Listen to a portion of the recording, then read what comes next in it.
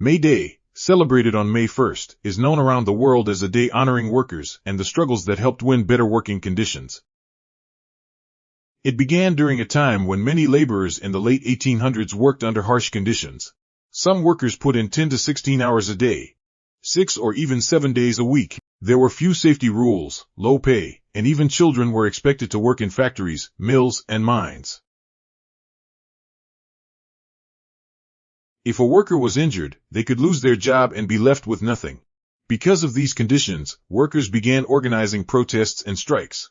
One of the most important happened on May 1, 1886, when hundreds of thousands of workers across the United States demanded the 8-hour workday. Their message was simple: 8 hours for work, 8 hours for rest, and 8 hours for life. In Chicago, tensions rose after police killed striking workers near a factory.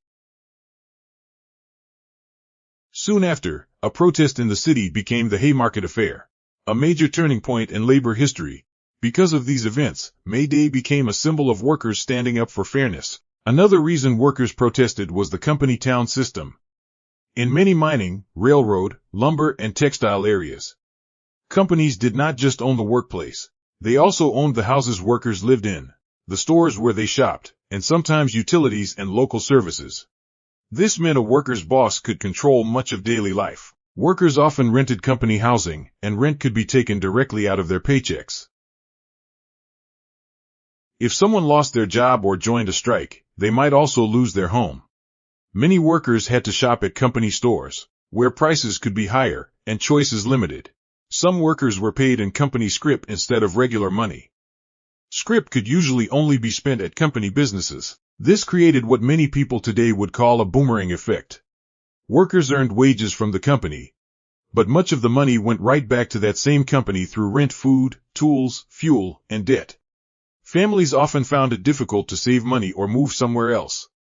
Even hardworking people could feel trapped in a cycle, where they worked constantly, but could not get ahead. Black workers faced even greater barriers. In many industries, African Americans were often shut out of white-led unions or only allowed into segregated locals with less power.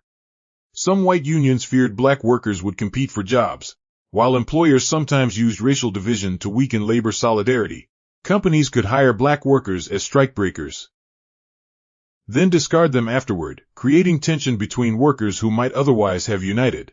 Because of exclusion, many black workers formed their own labor groups, mutual aid societies, and later fought to integrate unions and demand equal treatment. Company towns were especially common in coal regions such as West Virginia, Kentucky, Pennsylvania, and Alabama. In Alabama and other southern states, black workers also faced segregation, disenfranchisement, and discrimination, making conditions even more difficult. Over time, workers continued to strike and demand change. During the 1930s, the New Deal brought major labor reforms. New laws supported union organizing, created minimum wage protections, reduced child labor, required overtime pay, and helped establish the 40-hour workweek. In later years, more unions slowly opened membership to black workers, though the struggle for equality continued. May Day reminds us that many workplace rights people know today were not simply given. They were won through sacrifice, organizing, and courage. It also reminds us that workers were often divided by race, and that unity was one of the hardest battles of all. Ordinary people helped change history by demanding dignity, fair pay, and a better life.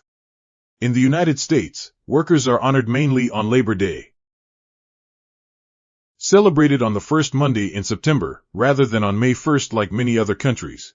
The September holiday grew in the late 1800s and became official in 1894 after the Pullman strike. Many historians note that U.S. leaders preferred September because May 1st had become closely connected to militant labor protests, strikes, and the memory of the Haymarket Affair in Chicago.